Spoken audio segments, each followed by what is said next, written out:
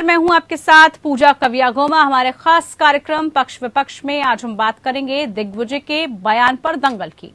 मध्य प्रदेश के पूर्व मुख्यमंत्री और कांग्रेस सांसद दिग्विजय सिंह के आरएसएस के बयान पर हंगामा मच गया।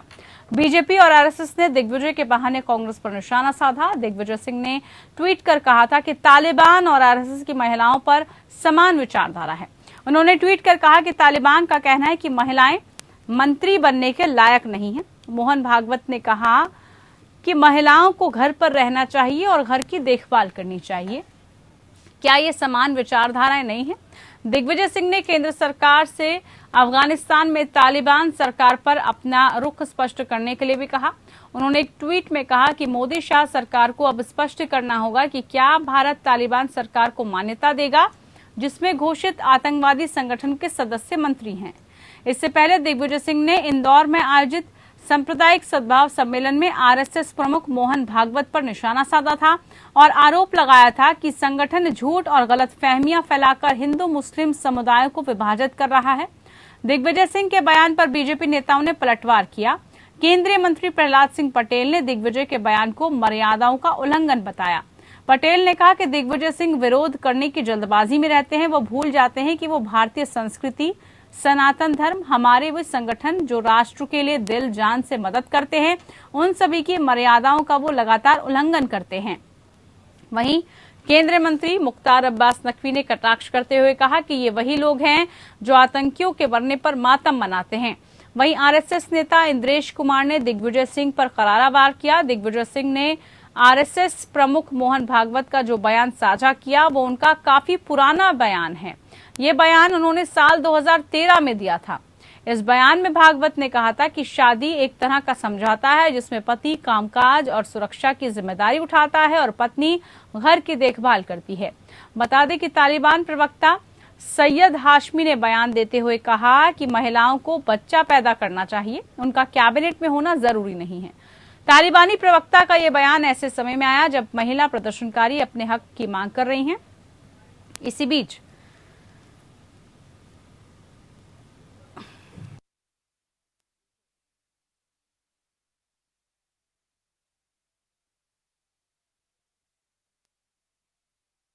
मोहन भागवत पर कटाक्ष किया। दिग्विजय सिंह के बयान पर क्या है पक्ष विपक्ष राय जानेंगे। पहले सुनाते हैं आरएसएस नेता इंद्रेश कुमार ने दिग्विजय सिंह के बयान पर क्या कहा।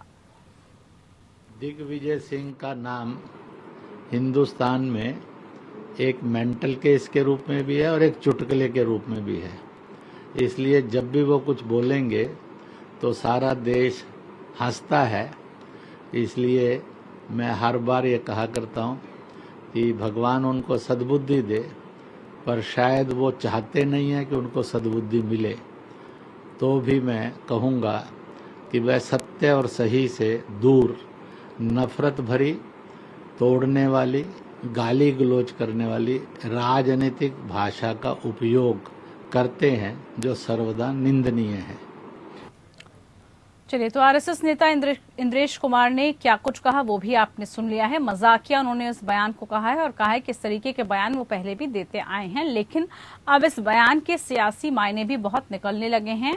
अब क्या वाकई में इस तरीके के बयानों से महिलाओं की जो गरिमा है वो आहत नहीं होगी? आज इसी को लेकर पक्ष और विपक्ष जानेंगे, चर्चा करेंगे। चर्चा में खास मेहमान हमारे साथ जुड़ चुके हैं, दोनों का स्वागत मैं करा देती हूँ। मेरे साथ प्रोफेसर वंदना पांडे, मेंबर आरएसएस की तरफ से जुड़ी हैं, बहुत स्वागत है मैम आपका। महिमा सिंह हमारे साथ कांग्रेस की तरफ से जुड़ी हैं, आपका भी बहुत स्वागत है। दोनों को आवाज मिल रही है मैम? जी जी जी। सबसे पहले प्रोफेसर वंदना पांडे जी, आपके पास मैं आना चाहूंगी। बयान दिया गया, हालांकि ये बहुत पुराना साल 2013 का बताया जा रहा है, लेकिन जो इसका कंपैरिजन किया जा रहा है उस कंपैरिजन पर सवाल उठने लगे हैं कि आप इस बयान को तालिबान में जो कुछ भी हो रहा है, अफगानिस्तान में जो कुछ भी महिलाओं के साथ हो रहा है, उससे कंपेयर कर रही हैं। क्या बयानों की श्रृंखला देखेंगे अगर पूजा जी तो बहुत सारे बयानों की श्रृंखला है और उसमें अगर हम जाएंगे तो मुझे ऐसा लगता है कि आज की चर्चा ही अपने उस मूल बिंदु से खिसक जाएगी, क्योंकि आपने आज विमर्श का यही विषय रखा है तो इस पर बात करना भी समीचीन होगा। देखिए, दिग्विजय सिंह जी एक ऐसे नेता है जिनको अनावश्यक रूप से, क्योंकि इनको बहुत ज्यादा कभी कभार मीडिया तवज्जो देती नहीं है, तो उनको खबरों में छाए रहने के लिए कुछ न कुछ बोलना है। ये मानसिक विकृति का परिचारक है। यदि कभी 2013 में या पहले कभी किसी ने कहा हो कि महिलाओं को घर में रहना चाहिए, तो भारत में सामाजिक परिस्थितियां और सामाजिक संतुलन बहुत बदले हैं, बहुत तेजी से बदले हैं, और स्त्रियों की भूमिकाओं में भी बहुत बदलाव आया है। निसंदेह कभी महिलाएं घर की चारदीवारी में थी, घर की चारदीवारी से निकली, लेकिन वो किस समय, किस काल, किस युग में थी, इस पर भी बात देखनी होगी। और किस परिप्रेक्ष्य में आदरणीय हमारे सर संचालक माननीय मोहन भागवत जी ने ये बात कही, इसके संदर्भ को भी देखा जाना चाहिए। रही बात ये दिग्विजय सिंह जी की, दिग्विजय, मैंने कह दिया आपको, ये मानसिक विकृति का परिचायक है। आप ये बताइए, राष्ट्रीय स्वयंसेवक संघ ने किन महिलाओं का कत्ल किया है, किन महिलाओं को कहा है कि वो उन पर पत्थर मारा जाना चाहिए, किन महिलाओं के लिए इस तरह के अपशब्द का प्रयोग किया है, सामाजिक व्यवस्था में कब किस तरह की प्रक्रिया और किस तरह की पद्धतियां रही हैं, यदि किसी संदर्भ में उसकी चर्चा हुई हो तो उसको लेकर के अगर आज तालिबान के साथ जोड़ देना है, तो ये उनकी मानसिक विकृति का परिचायक है। और ये वही लोग हैं जो सैफरन टेररिज्म की बात कहते हैं संसद में खड़े होकर के। ये वही लोग हैं जो कि राष्ट्रीय स्वयंसेवक संघ को बदनाम करने की एक भी अवसर छोड़ते नहीं है। तो ये लोग जानते हैं, और ये राष्ट्रीय स्वयंसेवक संघ के लिए नहीं, समाज में विद्वेष फैले, किसी समूह में जो है एक तरह का आक्रोश फैले, इसके लिए वो समय समय बात करते हैं। क्या तालिबान की तरह राष्ट्रीय स्वयंसेवक संघ ने किसी महिला को पत्थर मारा है, किसी का गला काट दिया है, किसी के नाखून? चलिए, ये सब नहीं हुआ प्रोफेसर वंदना जी, ये जरूर बताइए कि महिलाओं के लिए क्या कुछ अच्छे कदम उठाए गए हैं आरएसएस की तरफ से, संघ की तरफ से, क्या महिलाओं के लिए किया गया है? जी सुने, राष्ट्रीय स्वयंसेवक संघ की तरह ही उसकी विचारधारा के समानांतर राष्ट्र सेविका समिति है।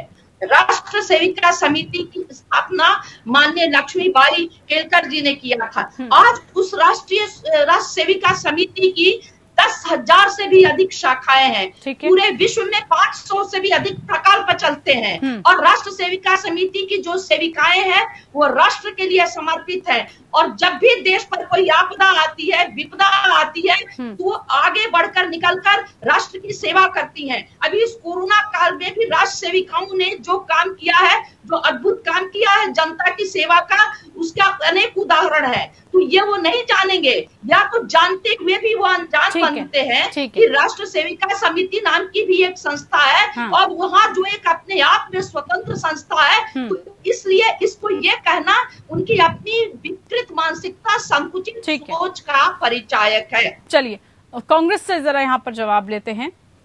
महिमा सिंह जी हमारे साथ जुड़ी हुई हैं। महिमा सिंह जी, पूरी बात आपने सुनी, और जिस तरीके से इस दोनों बयानों को समान विचारधारा का बताया गया है, क्या कहना चाह रहे हैं? क्या भारत जैसे देश में, जहां पर महिलाएं आज पूर्ण रूप से स्वतंत्र हैं, हर एक कामकाज देख रही हैं, घर से लेकर ऑफिस तक, बाहर राजनीति से लेकर हर एक मंच पर वो आगे बढ़कर हिस्सा ले रही हैं, काम कर रही हैं, क्या ऐसे देश में इस तरीके की विचारधारा विद्यमान है? आप मान सकती हैं ऐसा? पूजा जी, देखिए, वैसे तो हर व्यक्ति जो राजनीति में है या किसी भी और क्षेत्र में है, वो एक तरफ उसका जहाँ सार्वजनिक जीवन है, दूसरी ओर उसका व्यक्तिगत जीवन भी है। तो किसी की व्यक्तिगत विचारधारा क्या है और सार्वजनिक तौर पर वो क्या कर रहे हैं, ये दो अलग अलग बातें हैं। दिग्विजय सिंह जी का बयान मैंने अभी थोड़ी देर पहले ही सुना, और मैं इस बयान के बारे में तो इतना ही कह सकती हूँ कि ये उनकी व्यक्तिगत टिप्पणी है, और लेकिन इसके अंदर जो बात है, जो बात कही गई है, आप उनके बयान से किनारा करती हैं, इत्तेफाक नहीं रखती? बिल्कुल भी नहीं, बिल्कुल भी नहीं। मैं आपको, मैं आगे बोल रही हूँ, बढ़ रही हूँ। देखिए, मैं ये कहूंगी कि जहां तक ये बात है, उन्होंने ये बात कही, लेकिन उसके साथ ही देखने वाली बात ये है कि उनकी बात की पुष्टि करने वाले एक नहीं, उन्होंने तो एक बयान का उदाहरण दिया। मैं ऐसे 10 बयान यहीं पटल पर गिनवा सकती हूँ, जिसमें से पहला बयान तो मुझे 2015 में साक्षी महाराज जी द्वारा दिया गया बयान है, कि हर हिंदू महिला को कम से कम 4 बच्चे पैदा करने चाहिए। फिर मुझे भाजपा नेता नरेश अग्रवाल का अभिनेत्री और सांसद जया बच्चन जी के ऊपर कटाक्ष कसने वाला बयान याद आता है, जिसमें उन्होंने उन्हें फिल्मों में नाचने वाली कहा था। फिर मुझे नरेंद्र मोदी जी का बयान याद आता है, जिसमें उन्होंने कहा था कि बेटी पैदा हो जाए तो बेटी पैदा होने पर पेड़ लगाएं, और फिर जब वो बेटी शादी के लायक हो 18 वर्ष की उम्र में, तब उन पेड़ों को काटकर वो पैसा उससे जुटाएं। ये सारे बयान रिकॉर्ड पर हैं।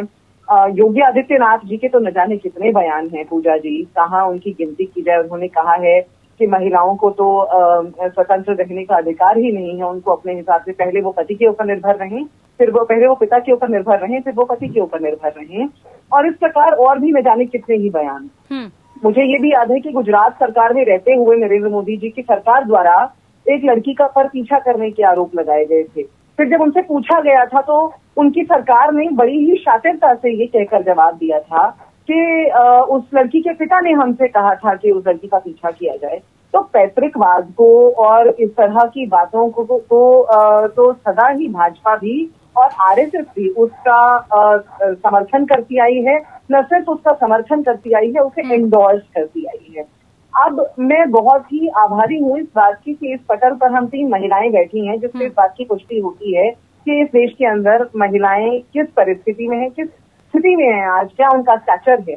और इस अवसर की आभारी इसलिए हूँ पूजा जी, क्योंकि अभी राष्ट्रीय सेविका समिति की बात प्रोफेसर साहिबा ने की जी। और बड़ी ही आदर पूर्वक मेरा उनसे एक ही सवाल है जो मुझे सदा मेरे अंदर कौतूहल का विषय रहा है कि ऐसा क्यों कि राष्ट्रीय स्वयं सेवक संघ और राष्ट्रीय सेविका समिति, यदि सेवक स्वयं सेवक है तो सेविका ही क्यों है? राष्ट्रीय स्वयं सेविका समिति क्यों नहीं हो गई वो? राष्ट्रीय सेविका समिति क्यों रही? इस तरह के आरएसएस को लेकर और भी बहुत सारे सवाल हैं, लेकिन यदि वो इसी एक सवाल की पुष्टि इस डिबेट पर कर दें तो मैं बड़ी आभारी होंगी। बिल्कुल सवाल का जवाब लेंगे। मैं आऊंगी आपके पास आऊंगी मैं प्रोफेसर साहब आपके पास बिल्कुल आऊंगी। ब्रेक का वक्त हो रहा है, ब्रेक के बाद विस्तार से चर्चा करेंगे कि आखिरकार महिलाओं पर जिस तरीके की विचारधारा रखी गई है उस विचारधारा से हम सब कब परे हो पाएंगे और आजाद ख्याल कब रख पाएंगे। मैं तो महिमा जी को पहले बहुत आदर के साथ कहना चाहूंगी। सर्वप्रथम हम सभी भारत की महिलाएं हैं, इसलिए हम सभी एक दूसरे का बहुत सम्मान करते हैं जी। तो इस नाते में सबसे पहले क्योंकि ये बहुत अच्छा प्रश्न उठाया गया है महिमा जी ने। बहुत लोगों को बहुत सारी राष्ट्र सेविका समिति को लेकर की स्थितियां स्पष्ट नहीं है, और जो प्रश्न महिमा जी ने उठाया है निसंदेह उसके बारे में कई और लोग भी इस तरह से प्रश्न पूछते हैं कि राष्ट्र सेविका समिति। तो मैं बता दूं कि 1936 में राष्ट्र सेविका समिति की स्थापना के लिए लक्ष्मीबाई केलकर जी गई थी आदरणीय हेडगेवार जी के पास, उस समय के सरसंघचालक के पास, और उन्होंने कहा कि महिलाओं की स्वतंत्र व्यक्तित्व है, एक स्वतंत्र शख्सियत है, तो तुम स्वतंत्र रूप से अपना एक स्वयं का संगठन उसी समानांतर विचारधारा में खड़ी करो। और उन्होंने उसके लिए आदरणीय लक्ष्मीबाई केलकर जी, जिसे हम सभी आदर स्नेह के साथ मौसी की करते हैं, उन्होंने उसकी स्थापना की और दिन प्रतिदिन उसमें महिलाएं जुड़ती चली गई। रही बात उनको ये पूछने की, उन्होंने दूसरा प्रश्न ये पूछा कि मेरा ये कहना है कि जब ये देश आजाद हुआ इतनी समानता की बात थी तो स्वतंत्रता के बाद महिलाओं के लिए अलग स्कूल कॉलेज क्यों खोल दिए गए? नहीं खोलना चाहिए था ना, क्योंकि समाज में स्त्री और पुरुष दोनों को एक साथ रहना चाहिए था। दूसरी महत्वपूर्ण बात कि एक बात बताया, आज भी महिला हॉकी है, महिला क्रिकेट है, तो क्या उससे कोई वैषम्य विषमता पैदा हो रही है, या महिलाओं की उस प्रतिभा उस कौशल को स्वतंत्र रूप से निखारने का एक अवसर है? और तीसरी बात जो आपने कहा, तो राष्ट्र सेविका समिति अपने आप से अपनी प्रतिभाओं की एक स्वतंत्र अपनी प्रतिभा की प्रखरता के लिए इस संगठन का निर्माण किया गया। लेकिन इसका तात्पर्य ये नहीं है तो हमें राष्ट्रीय स्वयंसेवक संघ से कोई सहयोग नहीं प्राप्त होता या उस विचारधारा का हमें संपोषण नहीं मिलता है, संपोषण मिलता है। तो ये जो भ्रम है वो भ्रम टूटना चाहिए। राष्ट्र सेविका समिति जो है अपने आप में एक ऐसी स्वतंत्र संगठन है जो राष्ट्रीय स्वयंसेवक संघ की समान अंतर विचारधारा प्रचार करती है। महिमा जी मैंने बहुत आशा से भर के प्रोफेसर साहिबा से सवाल उठाया था कि राष्ट्रीय स्वयं सेवक संघ और राष्ट्रीय सेविका समिति क्यों? भाई सेविकाएं तो सिर्फ सेविकाएं और सेवक स्वयं सेवक। हम इस बात का नहीं जरा ठहरिएगा प्रोफेसर साहिबा, सवाल पूरा होने दीजिए। स्वयं सेविका क्यों नहीं, सिर्फ सेविका क्यों, जबकि स्वयं सेवक है और सेवक नहीं?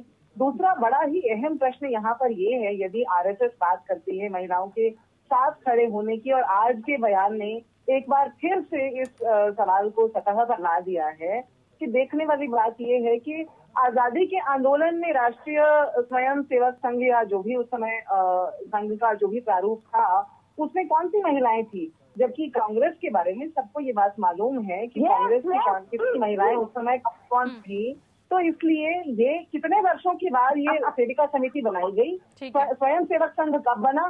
सेविका समिति कब बनी? और सेविका समिति में स्वयं क्यों नहीं है? क्या महिलाएं आत्मनिर्भर नहीं है? क्या संघ ऐसा मानता है कि महिलाएं आत्मनिर्भर नहीं है? अरे कांग्रेस में महिला क्यों है? महिला कांग्रेस क्यों है? सिर्फ राष्ट्रीय कांग्रेस लिख दीजिए ना, महिला में सवाल है। देखिए यहाँ पर बात आरएसएस और कांग्रेस की हमें नहीं करनी। देखिए आप दोनों खास मेहमानों से मेरी रिक्वेस्ट है, देखिए आप समझने की कोशिश कीजिए। देखिए बहुत सेंसिटिव मैटर है। वंदना जी, लक्ष्मीबाई केलकर जी चरखा चलाती थी, ये कहानी हमें सारी मालूम है प्रोफेसर साहिबा। जाकर गांधी जी को समर्पित कराई थी। ठीक है, मुझे आप ये बताइए प्रोफेसर वंदना जी, एक एक करके। वंदना जी मेरे एक सवाल का जवाब दीजिए, क्या कदम अब उठाए जा रहे हैं? देखिए ये हम सबकी जिम्मेदारी है, ये किसी का इंडिविजुअल काम नहीं है, ये सबका कलेक्टिव वर्क है और हम सबको साथ में मिलकर महिलाओं को आगे लाना है। क्या आरएसएस की तरफ से किया जा रहा है अब महिलाओं के लिए? क्या आपकी संस्था, क्या संघ कर रहा है महिलाओं के लिए? क्योंकि अगर इस तरीके के बयान आते हैं तो निसंदेह महिलाओं को अंदर तक आहत होता है। महिलाएं सोचती हैं कि जो वो मेहनत कर रही हैं, जो काम कर रही हैं, जो प्रगति के लिए वो कोशिश कर रही हैं, अगर इतने बड़े मंचों से उनके लिए ऐसे बयान आएंगे और उनको पाबंदियों में रखने की कोशिश की जाएगी तो फिर महिला सशक्तिकरण का क्या फायदा? आप सुनिए तो सही, किसने रखा पाबंदी में? हमारे जब शिविर लगते हैं वो शिविर बिल्कुल स्वतंत्र ढंग से लगते हैं, वहाँ अस्त्र की, ज्ञान की, बुद्धि की, कौशल की शिक्षा देती है। और राष्ट्र सेविका समिति के कम से कम न जाने 2000 से भी अधिक प्रकल्प चल रहे हैं, ठीक है, जो जरूरतमंद महिलाओं के लिए, उनके कौशल के लिए, उनको आजीविका देने के लिए कार्य कर रहे हैं। राष्ट्र में कहीं भी आपदा आती है तो राष्ट्र सेविका समिति की स्वयं सेविकाएं, स्वयं सेविकाएं भी उन्हें कहा जाता है। राष्ट्र सेविका समिति के RSS दोनों का है। राष्ट्र सेविका समिति, राष्ट्र सेविका स्वयं सेविका समिति कर दीजिए आप। और उन महिलाएं जो है वो उनके राष्ट्र के कल्याण के लिए राष्ट्र में अपना योगदान देती है। और इसलिए इनके ब्रिजवासी कल्याण के बहुत सारे प्रकल्प चल रहे हैं, लद्दाख में चल रहे हैं, अरुणाचल में चल रहे हैं। और प्रतिदिन बौद्धिक स्तर पर महिलाओं को भी जागरूक किया जाता है। कई बौद्धिक प्रकल्प चल रहे हैं, कई ऐसे ग्रामीण क्षेत्रों में महिलाओं के स्वास्थ्य से संबंधित प्रकल्प चल रहे हैं। और ये बता दें आपको, निर्विकार भाव से, शांत भाव से, कभी तरह की कहते हैं पॉपुलरिटी से दूर होकर राष्ट्र की सेविका समिति काम करती है। ठीक है, इसलिए ये कहना कि पूजा जी एक बड़ी अहम बात, महिमा सिंह दे रही है जी, पूछिए। पूजा जी पत्रिका के बारे में तो सभी लोग जानते हैं ना। पत्रिका के अंदर, पत्रिका जो कि आरएसएस, वहां पर आप आरएसएस से जुड़े तमाम आर्टिकल्स पढ़ सकते हैं। पत्रिका पे मैं एक आर्टिकल पढ़ रही थी जिसके अंदर चंद्रकांता जी जो इनकी उत्तर श्रेष्ठ कार्यवाहिका हैं, उनके द्वारा एक बयान उसके अंदर है कि समिति लड़कियों को बताती है कि अच्छी माँ बनना क्या होता है, माँ घर की निर्माता होती है, या फिर लड़कियां जो हैं वो उनका, ये सब इनकी ये पत्रिका पर छपी हुई बातें हैं, ये हमारी मनगढ़ंत बातें नहीं है। ये उसमें उनके द्वारा बताया गया है कि पुरुषों का काम पैसे कमाना है, जबकि महिलाओं का काम बच्चे संभालना है। लिखा हुआ है, कहीं तो मैं आपको मेल कर दूं, वरना पत्रिका.com पर जाकर इसे कोई भी पढ़ सकता है। तो ये जब राष्ट्रीय सेविका समिति के जो ऑफिस बेरर्स हैं, जो इनके सभी लोग हैं, वो इस तरह के बयान दे रहे हैं, चंद्रकांता जी का बयान है ये, तो बताइए कि फिर यहाँ जो प्रोफेसर साहिबा कह रही हैं उनकी बात मानी जाए, या जो चंद्रकांता जी इस बयान में कह रही हैं, जो पत्रिका.com पर छपा हुआ है पर जाए, बहुत जल्दी से हाथी खाने के और दिखाने के। वंदना जी बहुत जल्दी जी बिल्कुल। हाँ देखिए, एक बात सुनिए, ये जो उन्होंने बात कही है ना, आप ये बात बताइए कि महिलाएं नहीं, किसी के लिए भी परिवार का जीवन की आधार बुरी नहीं है, पहली बात। और हाँ, राष्ट्र सेविका समिति 3 उद्देश्यों पर काम करती है, मातृत्व, पितृत्व और नेतृत्व। और मातृत्व के लिए वो शिवाजी की माता जीजाबाई को अपना आदर्श मानती है, पितृत्व को इंदौर की महारानी अहिल्याबाई को अपना आदर्श मानती है, और नेतृत्व के लिए वो भारत की वीरांगना महारानी लक्ष्मीबाई को अपना आदर्श मानती है। तो उसमें से एक पक्ष को लेकर अगर किसी ने अपना विचार लिखा है तो उनके अपने विचार, उसमें उनका विश्लेषण होगा।